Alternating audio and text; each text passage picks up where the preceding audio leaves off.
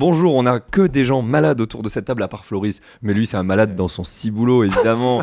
On n'oublie pas. On a Lola. J'ai toussé avant, j'ai préparé l'émission. Exactement.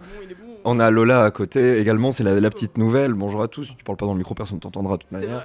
Mais... C'est vrai, bonjour. Lola, ta catchphrase pour Joker Folie à 2.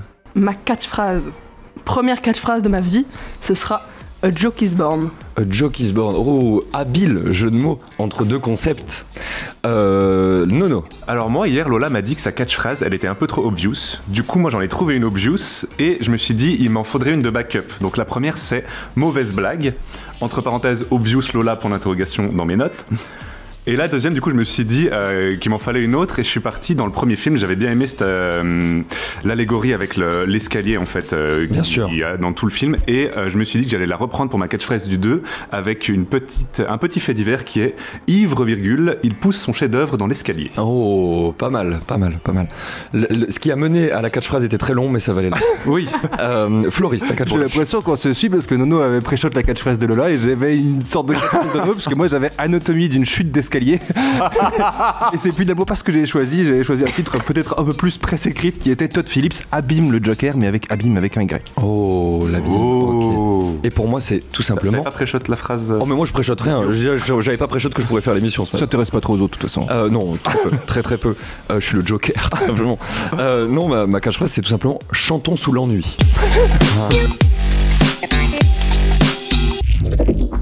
Alors, comme d'habitude, on démarre avec un petit peu de contexte. C'est la partie où je vais parler le plus et ensuite, chers auditeurs, vous serez tranquilles.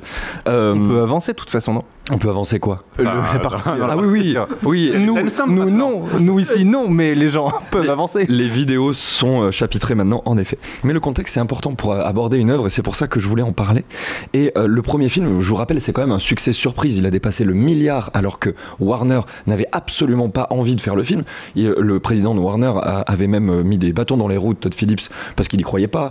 Je vous rappelle, on était à l'époque du MCU, du DCEU aussi. RIP le DCEU, qui n'a jamais vraiment fonctionné d'ailleurs. Bref, pour eux la formule super-héros c'était surtout pas des films qui ne sont pas interconnectés et donc Joker c'était même une menace et le fait est que le film a fonctionné. Alors en plus Todd Phillips c'était pas un amoureux des drames puisque c'est quelqu'un qui revient de Very Bad Trip, c'était le réalisateur de Very Bad Trip, donc bon voilà, il a surpris tout le monde, certains le détestaient. Moi j'ai adoré le premier, c'était un 4,5 sur 5. Bon, il a globalement quand même fait assez l'unanimité pour lui. Oui, mais il y a des gens qui n'ont vraiment pas aimé le film en mode c'est trop obvious, la critique de la société, c'est trop edgy comme on dit dans le milieu, voilà. Mais c'est peut-être plus sauvé par l'interprétation. Enfin, personne ne dit que Joaquin Phoenix joue mal. Non, exactement. Mais déjà pas mal. Mais vous avez pensé quoi du premier d'ailleurs ? Rien, vraiment. Non, moi j'avais adoré le premier, vraiment, il est très bien le premier. En plus, pour un budget, somme toute oui, il est mineur. Beaucoup plus petit que celui du 2, le premier. Oui, ils ont fait x3, je crois. Je crois, ouais. Alors justement, je vais en parler juste après. 55 millions, c'était le budget du premier. 200 millions, c'est le budget de ce deuxième film. C'est assez incroyable de voir la différence. Lady Gaga coûte cher, je pensais vraiment. Alors, ça. En fait, la réalité... Cachet de bâtard. Sachez que, et j'ai fait ma petite enquête. Phoenix a pris un plus gros cachet encore. Exactement, un cachet d'aspirine, tout ça. Oh putain, ça va pas du tout, c'est la maladie, je suis désolé. Non, en gros, le budget, donc 200 millions, qui est expliqué par une hausse des salaires de Todd Phillips, le réalisateur, Lady Gaga, Joaquin Phoenix. À eux trois, ils ont coûté 66 millions du budget, donc leur plus salaire à eux film a coûté plus cher à faire que tout le premier film. Pour rappel, Todd Phillips, il avait touché 4,5 millions pour faire le premier. Et alors là, vous imaginez bien qu'il a touché beaucoup plus. Il a été diffusé à la Mostra de Venise et pour des résultats assez mitigés. Qu'est-ce qu'on en pense, nous, avant que je perde complètement ma voix ? C'est quoi Lola, comme t'es la petite nouvelle ? Dis-nous. Bon, vu toutes les catchphrases de tout le monde et ton petit résumé, j'imagine qu'on n'a pas du tout le même avis sur le film, puisque moi j'ai passé un super moment. Ah, c'est intéressant. Et je me dis que je suis une minorité minoritaire. Ouais, minoritaire. D'ailleurs, est vrai. C'est le propos du mot. T'as passé un bon moment, c'est une chose, mais pourquoi t'as passé un bon moment ? Pourquoi j'ai passé un moment ? Faut que j'analyse maintenant. Bah oui. Comme je te dis, en vrai, le film est audacieux. Je m'attendais à un film musical, genre vraiment musical. Ah, mais tu t'attendais à un film musical, toi ? Ouais, parce que moi j'ai vu film musical. Moi, je savais pas du tout. Ah ouais ? Non, moi j'ai découvert. Okay. Mais comment t'as vu ça où que c'était film musical ? Je sais pas, j'ai dû taper Google. Non mais tout le monde en Joker Folie à 2, j'ai dû taper Google dans Google et j'ai eu Joker. J'ai la phobie, je te le disais, Moi, je déteste les comédies, pas les comédies musicales, pardon. Moi, je déteste les bandes annonces. Du coup, déjà, j'essaie de jamais. La bande annonce a caché le fait que c'est une comédie musicale. Comme toutes les bandes annonces de comédies musicales d'ailleurs. Mais du coup, j'essaie de jamais me spoiler le film que je vais aller voir. Et donc l'émission qui spoil après. Et je savais pas du tout qu'on allait aller voir une comédie musicale. Et justement, moi, ça m'a beaucoup dérangé parce que ça dénotait énormément, je trouve, avec le premier.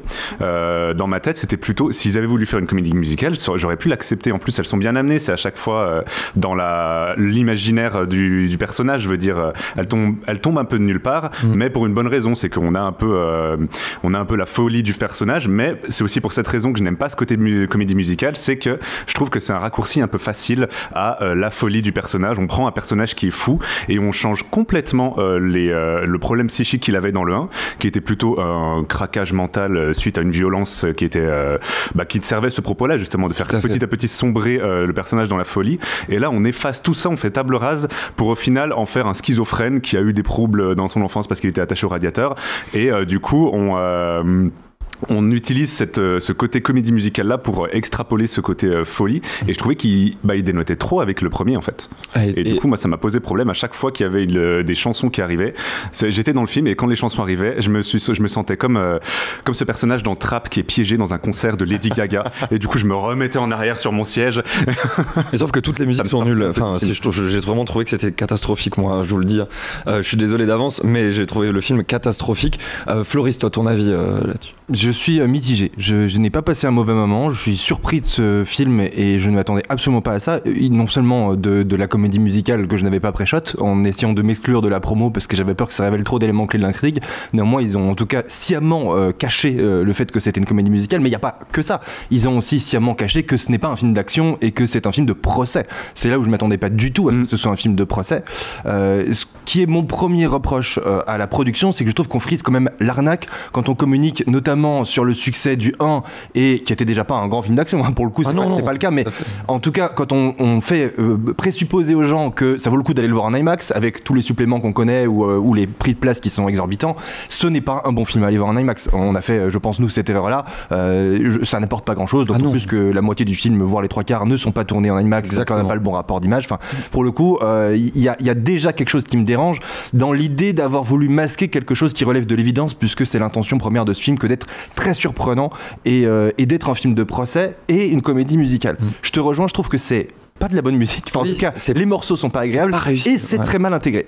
Maintenant, est-ce que ça sert le propos du film ou pas ? Peut-être que oui. J'ai l'impression en fait que ce film fait essentiellement le jugement du 1 et c'est le procès du personnage du premier film. Alors je suis pas d'accord avec toi, je trouve que c'est pour le coup le même trouble. On est dans un film qui analyse dans une vision un peu très dépressive. Hein. Je pense qu'il va pas hyper bien, Todd Phillips et son associé. Ouais. En tout cas, la vision qu'ils ont du monde, j'aime bien parce que j'ai rarement vu un film avec aussi peu d'espoir. Tout s'écrase et tout est oppressant. C'est en fait un huis clos. On verra jamais l'extérieur, à l'exception de quand ça explose, mais sinon on est enfermé dans tous les lieux possibles d'enfermement.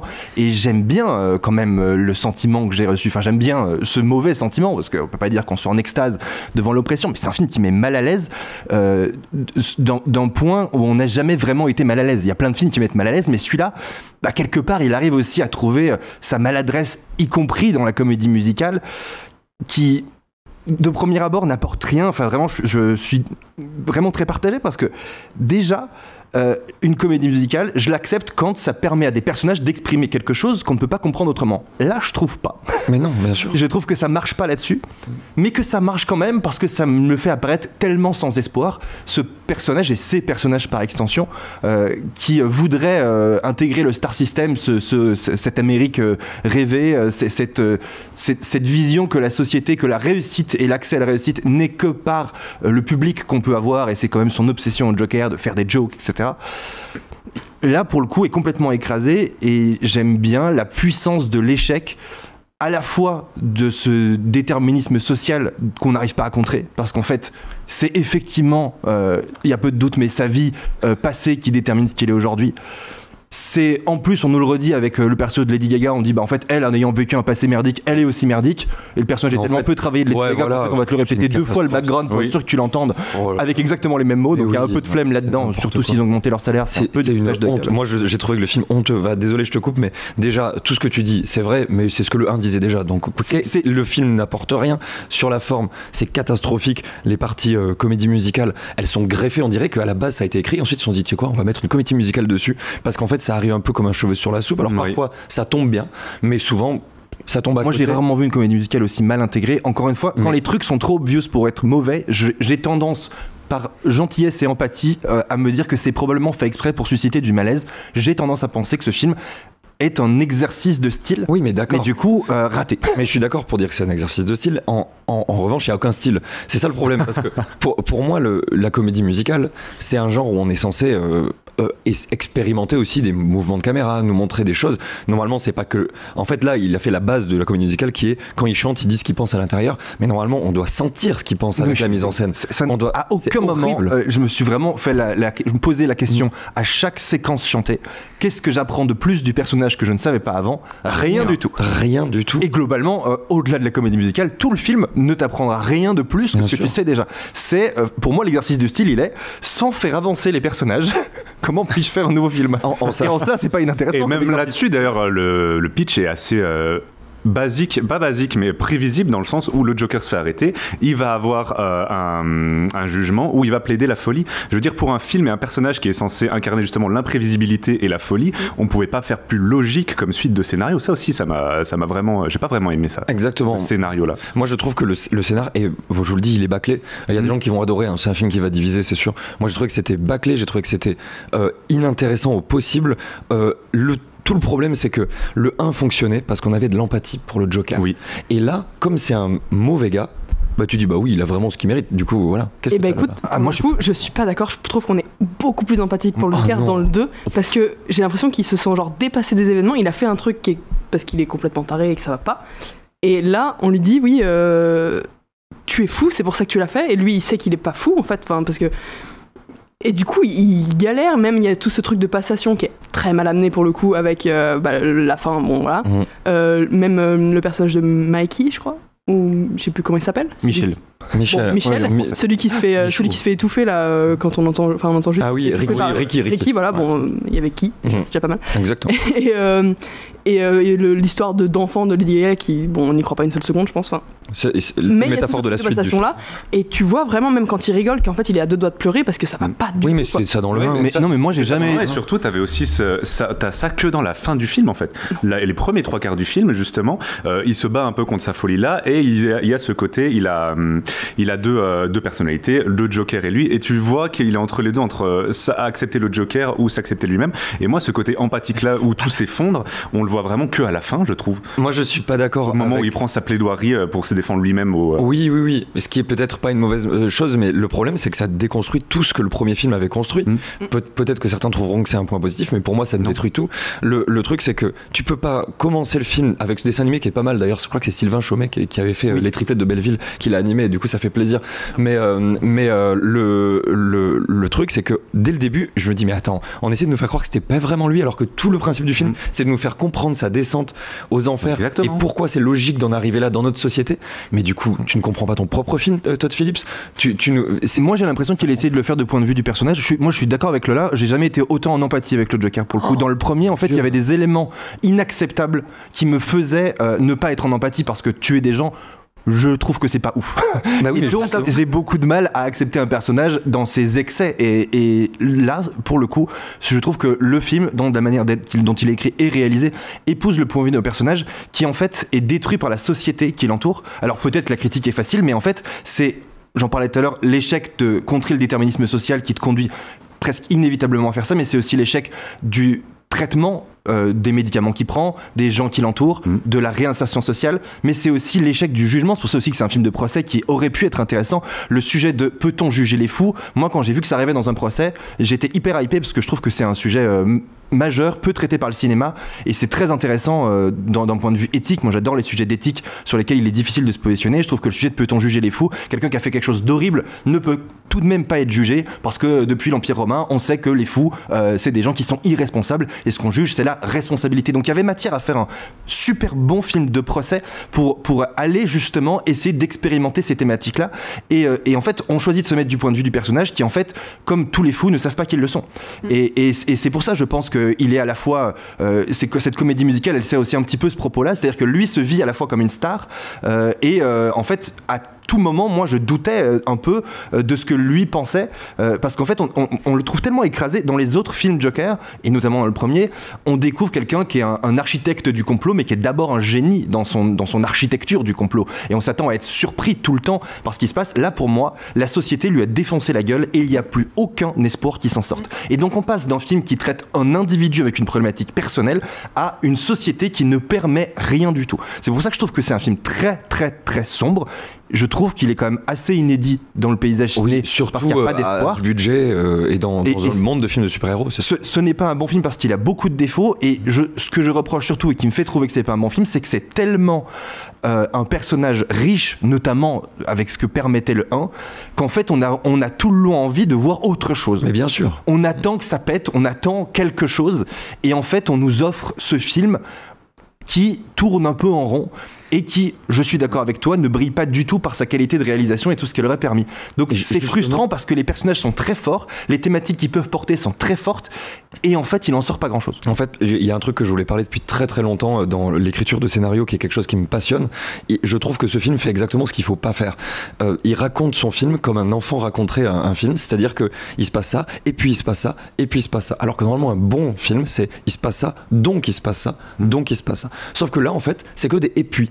Et donc en fait moi j'arrive pas à être attaché à un et puis. Je me dis la scène d'après il va se passer autre chose, mais de toute manière on m'a rien préparé pour que ça arrive. Enfin j'ai trouvé que c'était d'une fainéantise d'écriture. Moi je on sent qu'il avait comme toi. Je le vois comme étant écrit du point de vue du personnage qui est tellement paumé qu'en fait effectivement il est la folie et cette maladie là fait qu'il est impossible d'envisager un monde structuré et construit. Je comprends donc, ce qu'il veut dire. Les choses les unes après les autres, en fait il subit tout le film. Alors il se trouve que nous aussi du coup on le subit parce que moi j'étais très en empathie, vraiment. Joaquin Phoenix, il fait tout ce qu'il peut, il donne tout ce qu'il peut. Effectivement, il est moins bon dans le 1. Il est moins bon. Oui, parce que le 1 est meilleur. En fait, c'est le problème de ce film, c'est qu'il te fait sentir que le 1 est meilleur sur tous les aspects. Mais il te fait revenir les personnages du 1. En fait, déjà aussi, c'est un autre problème. C'est un film qui ne se regarde pas tout seul. Même une suite, n'importe quelle suite. Tu prends The Dark Knight, il se regarde tout seul. Tu prends Rises, il se regarde tout seul. Tu prends n'importe quelle, là je parle des Batman, mais n'importe quelle suite, une bonne suite doit pouvoir être indépendante aussi. Et là, elle se repose trop sur les ressorts émotionnels qu'ils ont créés il y a 3 ans. Mais c'est nul, quoi. Enfin, vraiment. Ce film, c'est le jugement du 1, c'est assez bizarre, quoi. Mais je m'en fous, quoi. Je suis en train de perdre ma voix, putain. Qu'est-ce que vous avez à rajouter? Par exemple, la technique, peut-être un peu. Des lumières, Lola. Tout ça, Lola. Non, mais en technique, globalement, c'est aussi l'échec le 1. Ils se font vraiment chier. On sent qu'ils cherchent chaque plan. Il faut que ce soit un beau plan. Moi, ça me fait plaisir. J'ai l'impression qu'on me fait une petite branlette des yeux, c'est un plaisir. Mais non, franchement, c'est trop bien. Enfin, d'avoir des films à si gros budget qui se concentrent autant sur la technique, c'est trop cool. Après, effectivement, comme tu dis, il y a le scénar qui pêche vraiment. Mais je suis plus d'accord avec Floris, effectivement, d'empathie et de... T'es en mode... En fait, il sait plus ce qu'il arrive, c'est-à-dire qu'on lui dit tu vas là, il va là, et du coup tu vas là avec lui en fait. En fait, le film essaye de raconter est-ce qu'il est malade ou est-ce qu'il se joue de la société, et en fait plus le film avance, plus il ne fait absolument aucun doute qu'il est très malade, et c'est l'échec de la société à juger ces malades aussi et à les soigner, parce qu'en fait le résultat, le verdict du procès, c'est qu'il est coupable. Dans n'importe quelle démocratie, non, il est pas coupable, il est déclaré irresponsable, c'est quelqu'un qui est clairement fou, et d'ailleurs traité qui prend sa défense et qui vrille complètement et qui devient complètement fou. Ça ne fait aucun doute. Du coup ce procès, moi à un moment vraiment, mais comme le personnage de Lady Gaga, en réalité il pourrait être que dans sa tête. Mais c'est juste qu'il flingue un peu ça, parce qu'elle a qu'une seule interaction avec un autre personnage qui est l'avocate, ce qui flingue un peu la théorie de elle n'existe pas. Alors on sait pas trop pourquoi. C'est un peu con. C'est con de ouf. Mais parce le film, il n'y aurait pas ça, on se dit que Lady Gaga n'existe pas. Parce qu'en fait elle interagit jamais. Ce film est oppressant, c'est une mise en abîme de mise en abîme. Il se voit lui-même au procès, regardé par des gens, jugé par des gens à la télévision, et on lui parle d'une série dans laquelle il est, et dans cette série elle-même on s'interroge tout le long de est-ce que c'est une bonne série ou une mauvaise. Oui, donc ce film, il y a plein d'interrogations, il y a plein de trucs qui pourraient en faire les éléments d'un chef-d'œuvre, mais il aurait fallu qu'il soit transcendé par une réelle qui avait cette ambition-là. Mais là, et en fait, il y a trop de défauts. Et puis le fait qu'elle n'existe pas, c'est un ressort scénaristique qu'ils avaient déjà utilisé dans le 1 justement, avec sa voisine qui était sa copine mais qui n'était pas sa copine. Le personnage de Zazie. Pareil, c'est un truc qu'ils ont déjà fait dans le 1 qu'ils pouvaient pas vraiment reprendre dans le 2. En fait, on en est presque à se poser la question de est-ce que ce procès existe, parce qu'en fait, ce procès n'a pas lieu d'être. Son verdict n'a pas lieu d'être. Le dénouement de ce procès ne peut être autre que l'explosion en réalité. Mais oui, en fait, on est tellement enfermé, surenfermé par des gens, des trucs, des couches, que il ne peut y avoir que ça comme sortie. Et même le monde extérieur de ses fans, en fait, on n'y croit pas vraiment. Ouais. Donc, pour moi, c'est sa thérapie, c'est la mise en image de sa thérapie. Il y a les clés pour faire un truc bien. Oui, je suis d'accord. Mais moi, je pense que c'est comme Megalopolis, on le dit pas avec les mêmes mots, mais on est quand même plutôt d'accord. Moi, je trouve que il y avait en effet les racines de quelque chose de bien. Le problème, c'est que le jardinier, c'est un ado edgy de 12 ans. Et dans le premier, je trouve que c'était pas le cas. Mais là, c'est juste, il croit écrire des trucs profonds et c'est ridicule. C'est ce que n'importe qui écrirait à sa place. Je trouvais vraiment que c'était en fait, heureusement qu'il a joué Joaquin Phoenix et Lady Gaga, qui, en fait, ce film, il est frustrant tout le temps parce que avec des acteurs géniaux comme ça, Lady Gaga, premier plan que tu la vois, tu te dis, waouh, elle va lui prendre la vedette. Ouais. En fait, lui, il se tape 20 minutes de film où il parle pas. Il réussit la prouesse qu'on soit quand même accroché. Parce que sa douleur a l'air sincère et réelle, et c'est quand même, pour le coup, c'est comme le rôle de sa vie. J'ai l'impression que Joaquin Phoenix, vraiment, il l'incarne, on le suit et on y croit. Et il croise le regard de Lady Gaga et on se dit qu'il y a un potentiel émotionnel tellement fort chez elle qu'elle va pouvoir créer un film génial. Et en fait, non. Le personnage n'est pas écrit. Alors, donc en fait, il est juste chanté, mal chanté. J'ai une théorie sur le personnage de Lady Gaga, c'est que elle avait juste 2 jours de tournage. Elle a beaucoup plus tourné que ça. Il y a des séquences entières qui ont été coupées du film, notamment des séquences qui ont l'air incroyables de sortie du tribunal qu'il y avait dans la bande-annonce. Ah oui, je les ai vues. J'avais très très hâte. Et en fait, bizarrement, on dirait que son rôle a été coupé énormément du produit fini. Et je me demande, est-ce qu'elle était pas satisfaite du résultat et elle a demandé d'être réduite? Qu'est-ce qui s'est passé?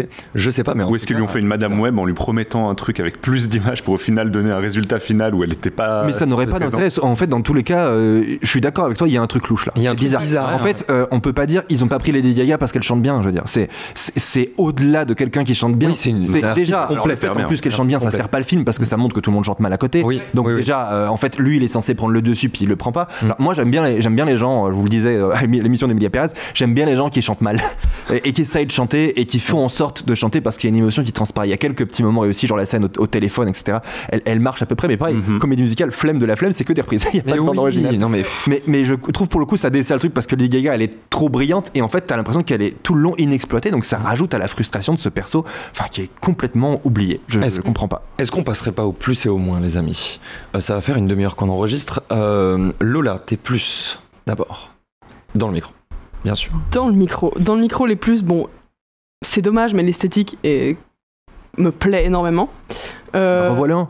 Mais j'ai revu le 1 en plus avant. Et effectivement, bon, les disparités. Enfin, tu sens qu'il essaye de le critiquer et en même temps, il reprend tous les codes qu'il avait établis dans le 1. Donc, il y a une merdouille là-dedans, mais je sais pas trop ce qu'ils ont foutu à l'écriture. Sinon, moi j'ai bien aimé quand même tout ce qui est empathique et tout. Le jeu est excellent. Après, en termes de points forts autres que ça. Et pourtant, t'as passé un bon moment. Oui, mais je pense que globalement, ils m'ont eu avec l'empathie. J'ai dit, est-ce que t'es en train de baisser ta note au fur et à mesure de l'émission? Oui. C'est horrible. Ils m'ont convaincu. Non, prends le mic, comme disent les jeunes. Bien sûr. Je vais faire un peu une redite de Lola parce que moi, c'est les 2 choses que j'ai marquées. C'est le jeu d'acteur que j'ai vraiment adoré.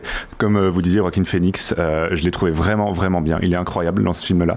Et Lady Gaga aussi, même si c'est assez facile et on la voit que chanter, les moments où on la voyait pas chanter, je la trouvais vraiment incroyable. Et l'esthétique sombre aussi qu'on retrouve dans le 1, ça m'a fait un petit côté petite Madeleine de Proust du Joker, où vraiment ça m'a mis en confort quand même si j'ai pas vraiment passé un super moment pendant ce film-là. À chaque fois, je voyais que les plans étaient quand même bien travaillés, c'était sombre, c'était un peu comme si on était dans sa tête en fait, et j'ai vraiment aimé ce côté-là. Ok, très bien. En plus, Floris. Je pense le fait que j'ai ressenti une vraie émotion de malaise qui fait que si le film était complètement raté, je l'aurais trouvé juste ridicule de bout en bout et je n'aurais rien ressenti. Je ne peux pas dire que ce film ne m'ait fait rien ressentir. J'ai passé un bon moment ciné parce que j'ai passé un mauvais moment et je trouve qu'en ça reste un film du coup qui est réalisé, qui a un propos, qui a plein de défauts mais qui a quand même quelque chose qui en sort par le travail de tout le monde et notamment de ses acteurs. Et moi, pour le plus, j'ai juste mis la lumière, c'est tout. Vraiment, oui, ils avaient du matos, c'est bien. Bravo à tous, surtout Michel à la lumière. Ils avaient du matos et ils l'ont bien exploité. Exactement. Parce qu'ils auraient pu faire une grosse bouse. Ah, mais on fait ça tous les jours, on a du matos. Oui, voilà, globalement, du matos, c'est... Et du coup, et d'ailleurs, on va parler des moins, puisque tu dis que ça pourrait être moins bien. Qu'est-ce qui pourrait être pire ? Bah, les moins, c'est globalement le scénar, parce qu'il essaye, comme tu dis, de critiquer le premier, en se détachant totalement, en essayant d'être audacieux, faire une comédie musicale, faire un film de procès, comme tu disais, qu'on n'attend pas, et globalement, bon, il prend les gens, il dit « Vous avez vu le 1 ? C'est pas du tout ça, mais allez voir le 2 quand même ». Et enfin, il le dit pas, mais c'est ce qu'on constate. Du coup, ouais, le scénar, franchement, s'il y avait pas tout ce truc de jeu et d'esthétique, ça marche pas. Ouais. Le scénar, c'est le point faible. Nono, pour toi. Ouais, il y a aussi le scénar, il y a aussi ce côté comédie musicale, du coup, que j'aurais pu accepter s'il avait déjà été dans le 1, mais moi, ça faisait vraiment un gros décalage, et j'ai pas aimé ça dans le 2. Et aussi le côté, que j'en reparlerai après dans ma note, mais le côté suite qui est pas nécessaire, en fait, quand tu réussis un chef-d'œuvre qui n'avait, en plus, ils avaient dit aux interviews qu'il n'était pas prévu de faire une fin, mais pour des raisons de succès et de moulaga, ils se sont dit, tu sais quoi, on va peut-être faire un 2. Et ça aussi, pour le coup, c'est un gros moins pour moi de faire un film qui n'était pour moi pas du tout nécessaire. Moi, j'ai l'impression que Todd Phillips, de toute manière, il avait pas vraiment envie de faire cette suite. Enfin, pas à ce point-là. Le premier, il sortait de son cœur. Celui-là, il sort de ses producteurs. Il a dit lui-même, d'ailleurs, ça a été très amusant de jouer dans cette sorte de bac à sable pour ces deux films. Mais je pense que nous avons raconté tout ce que nous voulions raconter dans ce monde. Ce qui veut dire qu'ils avaient déjà tout raconté avec le 1. En moins, Floris. C'est pas une excuse, ils auraient pu faire un bon film quand même quand t'as cette puissance de personnage et d'interprétation. C'est justement, ça participe au moins et à la déception que peut être ce film, qui aurait pu être quelque chose de brillant entre Anatomie d'une chute sur la difficulté de juger les gens, et y compris les fous, mais déjà de juger les gens. Et c'est vrai qu'en voyant ce film de procès-là, on se rend compte à quel point Anatomie d'une chute est brillant. Oui, bien sûr. C'est très dur de faire chute, j'en ai pleuré tellement c'était bien le Et ça aurait pu être aussi une sorte de The Father-like avec Anthony Florence Zeller, qui est un film brillant qui montre du point de vue aussi du personnage comment le monde peut s'embrouiller quand on est confus. Et ce film essaye, à la prétention en fait d'être peut-être entre ces deux films-là, sans vraiment prendre deux parties, tout en y rajoutant plein de surcouches inutiles, et ça rajoute encore et encore à la frustration. J'ai l'impression qu'en fait le problème principal est que encore une fois la prod dit ils ont fait 1 milliard avec le premier alors qu'on n'y croyait pas, cette fois-ci on va de nouveau arrêter de les juger, on va leur faire confiance à 100%, ils vont nous sortir forcément quelque chose de brillant. C'est un peu le syndrome éternel de l'artiste qui a trop bien réussi, qui ne se remet plus en cause et qui pense que tout ce qui touche est de l'or. Vraisemblablement ce n'est pas de l'or ici, et même pas du bronze. Loin de là. Et moi, pour mes moins, type de bronze, c'est les 3 trucs qu'il a ratés, c'est les 3 trucs qu'il faut pour réussir normalement une bonne comédie musicale. Donc ils ont raté le scénar, les musiques et la mise en scène. Du coup il reste pas grand chose, et même l'interprétation, je trouve qu'elle est vraiment en dessous. On dirait qu'elle est caricaturale. Même Joaquin Phoenix, il est très bon, mais il est très bon, je veux dire, tu le fais lire l'annuaire, il est bon. Là il a pas autant bossé. Il reprend il se remet dans le même costume, et je pense que sans avoir trop travaillé, il sait faire ce qu'il savait déjà faire avant. Ça. Du coup ça m'ennuie un peu. Du coup on va passer aux notes. Lola, ta note? On peut avoir la note initialement prévue et la nouvelle. Oui, s'il vous plaît. Je dirais que ma note prévue était 4. Oh. Ouais, parce que vraiment, ils m'ont eu avec... moi, et maintenant, c'est 4 sur 20. Mais non, mais globalement, tu me mets un personnage qui chiale, moi je chiale, enfin ça me va, tu vois. Et, mais tu chiales bien quand même, je trouve. Oui, franchement, tu sens que t'as envie de chialer avec lui, quoi. Même s'il est un peu taré quand même. Mais du coup, je dirais que je descends à 3 quand même. 3, ok. 3, ce qui est quand même pas mal. 5. 3 sur 5, bien sûr. Nono. Moi, déjà, comme je disais tout à l'heure, de base, j'aime pas qu'on sorte un film qui n'était pas nécessaire quand le 1 n'en attendait pas. Donc déjà, le 1, le film commençait déjà bas en note, et il m'a pas donné de billes pour vraiment remonter. Comme on a vu dans les pour, il n'y en avait pas beaucoup. Du coup, moi, je suis sur 2 sur 5. Et ma note n'a pas changé pendant l'émission. Floris. Moi, je suis entre vous deux, je suis à 2,5. Je trouve que c'est un film qui avait plein de promesses, qui les a pas tenues, mais néanmoins qui reste assez unique. Je trouve que c'est un film à voir. Je me suis pas emmerdé, ou en tout cas très très peu. Et je me suis posé plein de questions parce que la forme, elle est tellement déstructurée et tellement surprenante que je me suis posé vraiment plein de questions auxquelles je n'ai pas forcément encore les réponses. Et ça m'a fait passer un moment de cinéma que je n'avais pas vraiment expérimenté avant. Donc pour l'expérience, 2,5. Et pour moi, je serais plutôt du côté de Nono. Il faut savoir que je suis sorti du film dans ma tête, c'était un 1 sur 5. Oh, damn. Et je me suis dit quand même, le prix de la place IMAX, dans ma psychologiquement, je peux pas me dire que j'ai payé autant pour un 1 sur 5. Donc c'est 2 sur 5, très généreux. Pour ma part, je regarderai avec plaisir le premier. Et cette suite, je la reverrai peut-être un jour pour essayer de changer d'avis. Mais pour l'instant, pour moi, c'est un grand non. Merci beaucoup d'avoir participé à cette émission. Merci Lola pour ta première. Et merci à vous. N'hésitez pas à vous moquer de ma voix dans les commentaires, à nous donner aussi votre avis sur ce film. J'espère des débats enflammés dans les commentaires. On est toujours là pour vous répondre. Abonnez-vous. Généralement, c'est ta maman qui commente. C'est ma maman qu'on embrasse, évidemment. Je sais qu'elle nous regarde de là où elle est. Et tout va bien, c'est dans le sud de la France. Donc voilà, tout va bien. On y répondra. Ouais. Allez, à très très bientôt. Ciao, ciao.